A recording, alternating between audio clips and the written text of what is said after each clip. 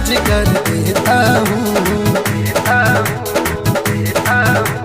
पांडे जी का बेटा हूँ, चुम्मा चिपक के लेता हूँ। हाँ पांडे जी का बेटा हूँ, चुम्मा चिपक के लेता हूँ।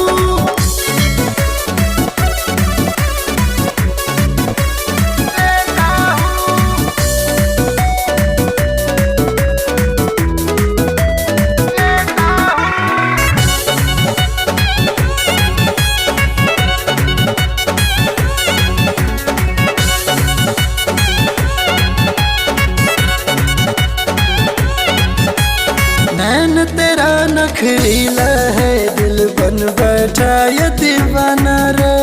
डालना ऐसे गाना मुझ पे, खोज के नया बहाना रे, खोज के नया बहाना रे। नैन तेरा नखरीला है, दिल बन बैठा ये दीवाना रे। डालना ऐसे गाना मुझ पे, खोज के नया बहाना रे। मेरी बंजाल भर तू आ जा इधर, तुझे बाहों में आज भर लेता हूँ।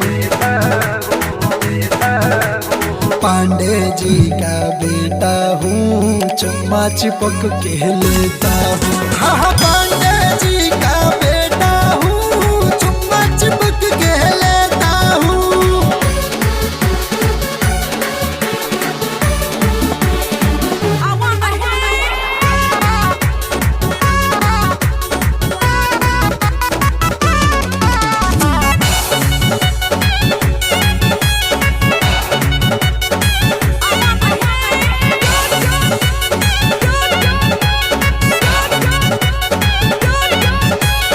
हॉट फिगर दिखला कर क्या तू जिगरे को ललचाएगी।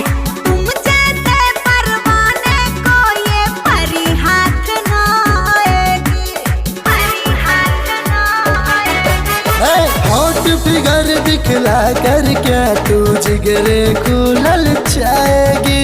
तुम जैसे परवाने को ये परी हाथ ना आएगी। तेरे होठों का जाम कर दे मेरे नाम, ये ऑफर मैं तुझको देता हूँ। पांडे जी का बेटा हूँ, चुम्मा चिपक के लेता हूँ। हाँ पांडे जी का बेटा हूँ, चुम्मा चिपक के